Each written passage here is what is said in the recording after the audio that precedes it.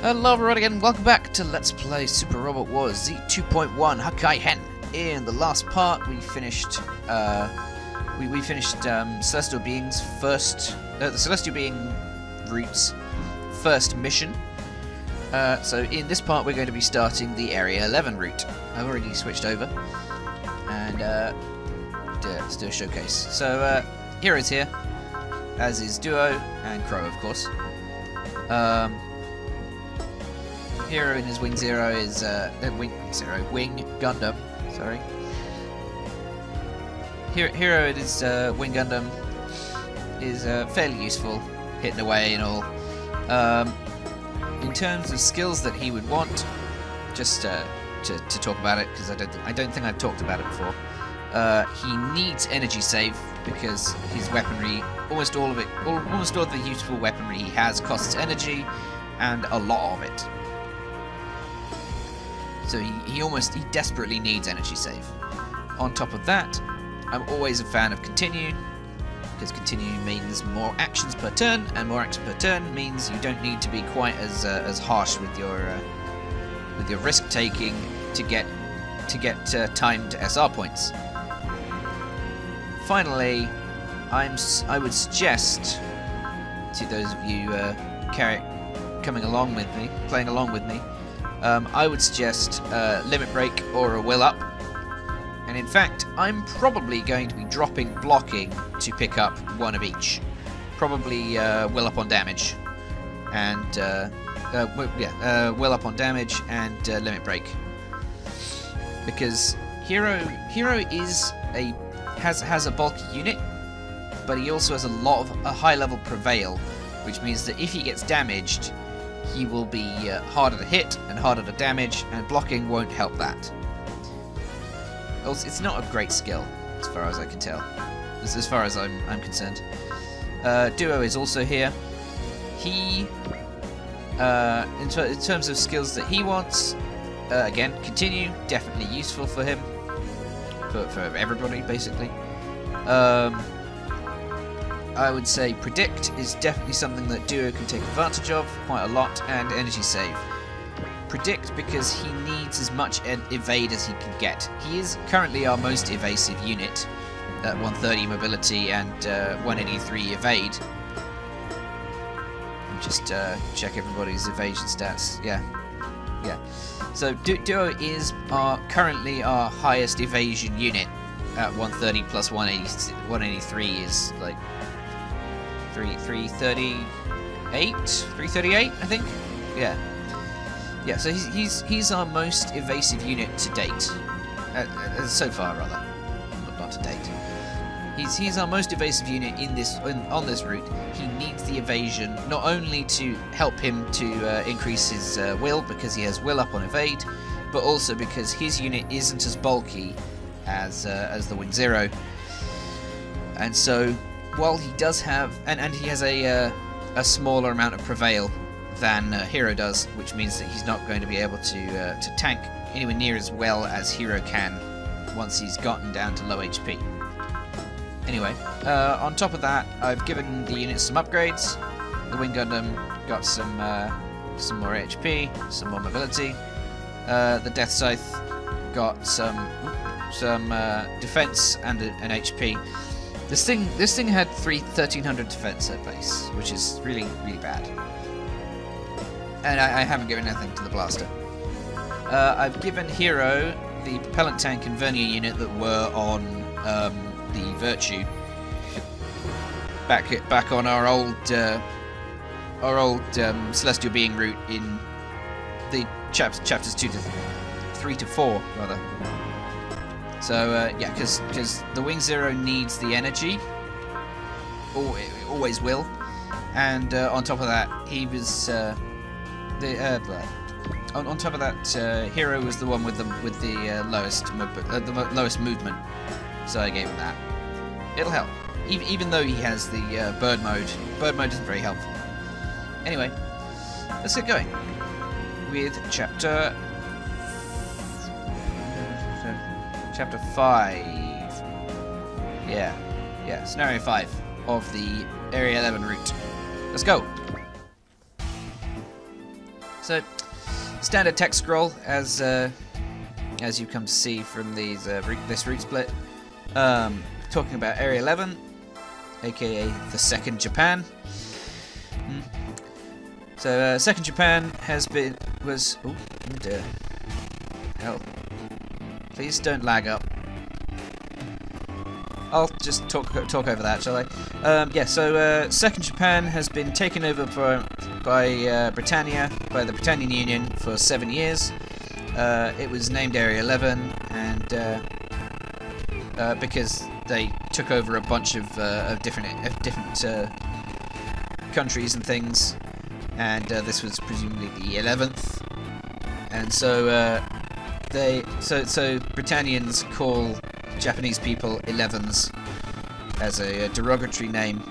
A lot of the Japanese people several of the Japanese people have formed a resistance against them, and so have many of the Australians that were pulled in to the area in the middle of the island under the care. Sorry. Yeah, they're the Australian enforcers are also involved with keeping them, you know, under control, but they're pretty corrupt, and they've basically been bought by the Britannians. No one can really fight off Britannia, but inside of Area 11, because they have no weaponry, and you know, they've been subjugated for 7 years. Until that faithful day, as it is. Anyway, let's just set the text rolling. So we got Rokina. This guy, I guess, has placed a tracker on Chirico. He traced him to Shinjuku, to the Shinjuku ghetto. And here we are at Ashford Academy, aka the school from Code Geass. So this concept of Area 11 is from Code Geass, and this route is going to be centrally focused around Code Geass, with some VOTOMs around the edges, and obviously a gun and wing, which is why we you know which is why Crow followed them here. So yeah, that's what we're going to be doing for the majority of this route, is dealing with those three plots. So I'm gonna slow the text a bit. So yeah, in Ashford Academy, the student council has started their meeting. We've got some friends from 00 here. It's Saji Crossroads and Louise Harvey.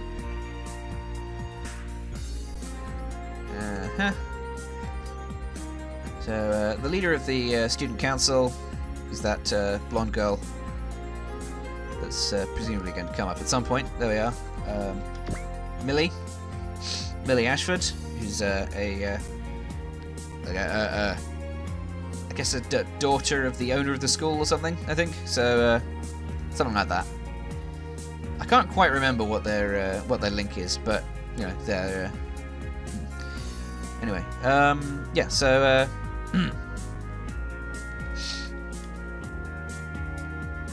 yeah. So we got Millie here. She's doing a bit of light ribbing along with Rivals down here. Don't ask me about the name. It's a really stupid name. Fits the character like that. He's pretty stupid. Here's Nina. Now I'll just get their full names.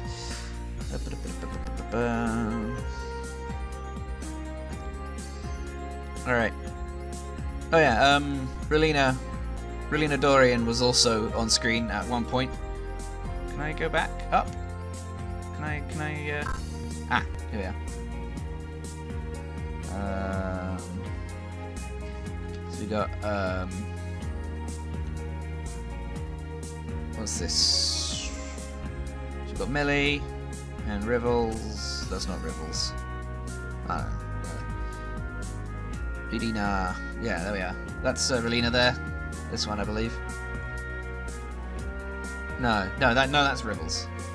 Whatever. Anyway, so we do some introductions with names. So this is Rivals. Blonde girl is Millie. This is Nina. So Millie Ashford. Rivals Gardamond. And Nina Einstein. Okay, sure. Fair enough. Just descendant, clearly. Who knows? Saji. Millie has a smug face, quite a lot. She likes to tease like that.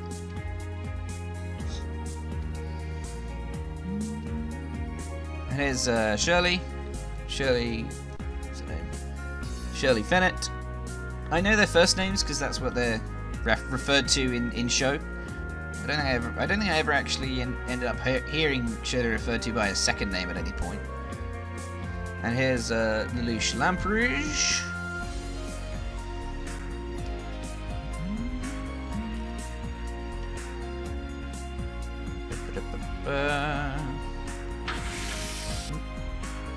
And here's Nunnally Lamperouge, Lelouch's sister. She's blind and in a wheelchair. This is quite important. It's quite important to Lelouch, unsurprisingly.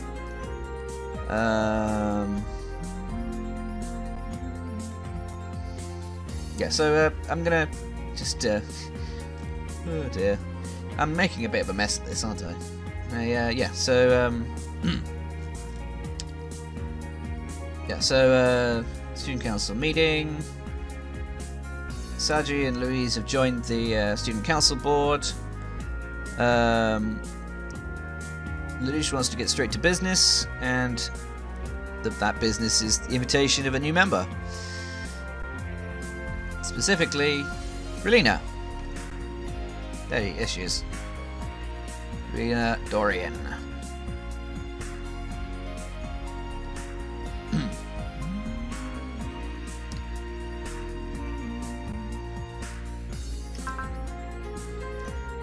I'm back on track now. So Relina is surprised to be invited to the student council after just having, you know, after just joining the school.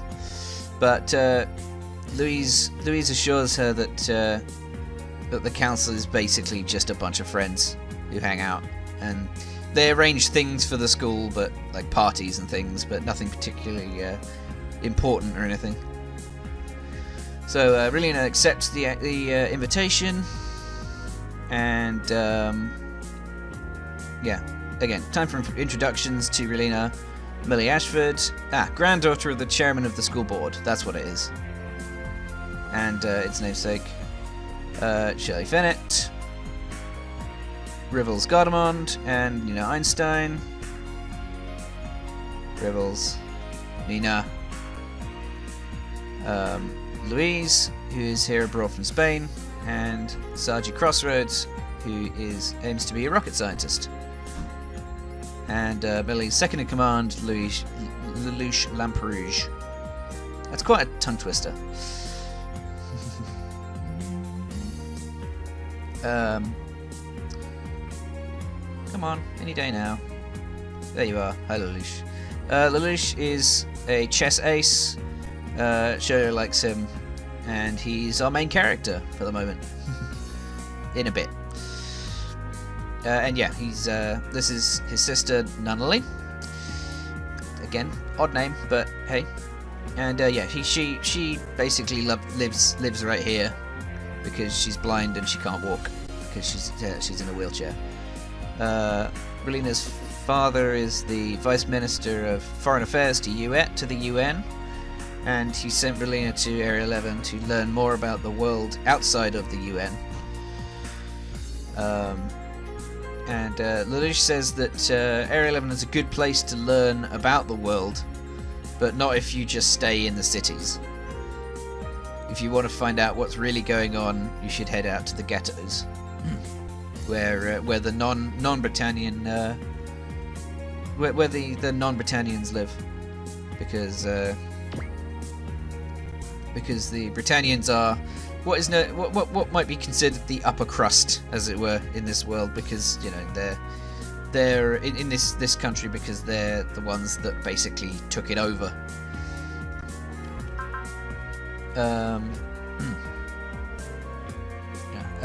So some of the Japanese swore fealty to Britannia, and they were named honorary Britannians, but they're still looked down upon. And the ones that didn't are organising a resistance movement.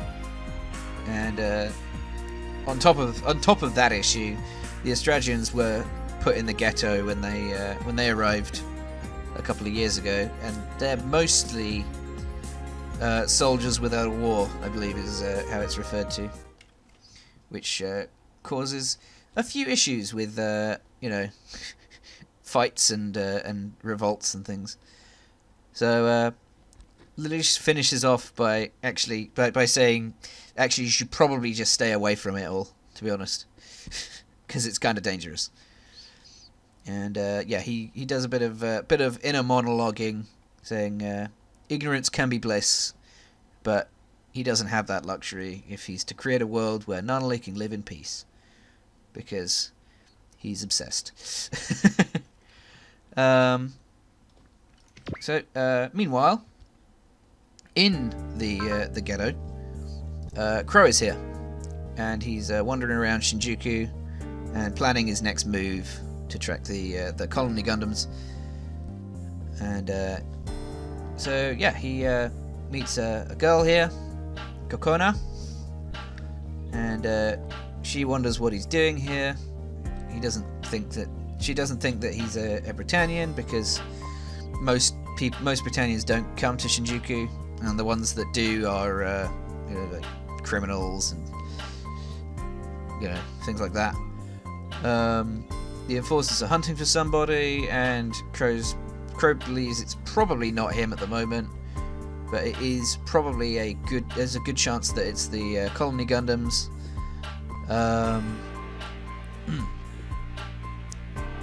Yeah, Crow asks her to show him around, and she guesses he's a pilot, because I don't know, not quite sure. This is Vanilla over here, and yeah, Crow's just gotten into a gunfight, or rather, someone got into a gunfight with him, and yeah, he got shot. Yeah, so not, you know, fatally, he got shot in the arm. So yeah, Kokona and Vanilla have decided to take him back to Gothos to rest up. There's a lot of plot in this, so I'm probably not going to be able to get through it all, actually. And that is the fact. I'm really sorry, because there's not going to be any gameplay in this one. There's a lot of plot going on. So yeah, so Crow's decided that this is a great way to learn about the underbelly of Shinjuku, as he refers to it, as long as he doesn't bleed out first.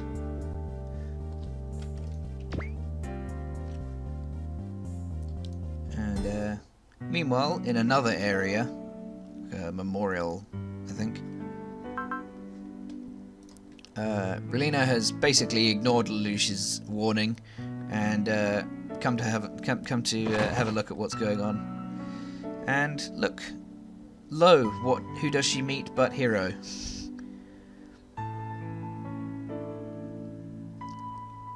Yeah,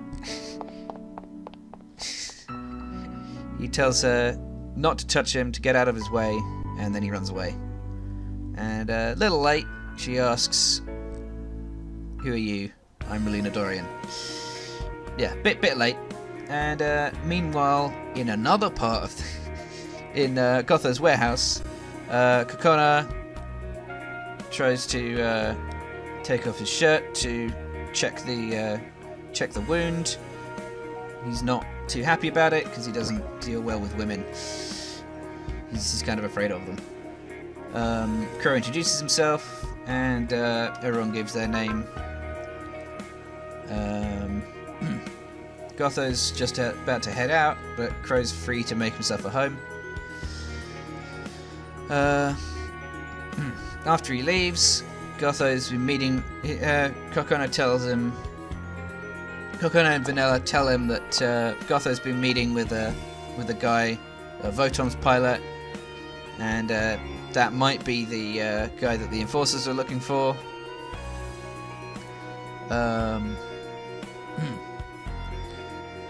And then Kokona invites him to go and watch battling, which are basically like giant robot wrestling, melee only, etc. Which is fun. And Chirico, turns out the guy who Gotho was talking to is Chirico, who we just fought in the last chapter as of this branch. So he's talks a lot about how lucky Chirico is to meet him, because he's not only did he find a hiding place, but he also found a living wage. Chirico is completely silent and stoic throughout the entire thing.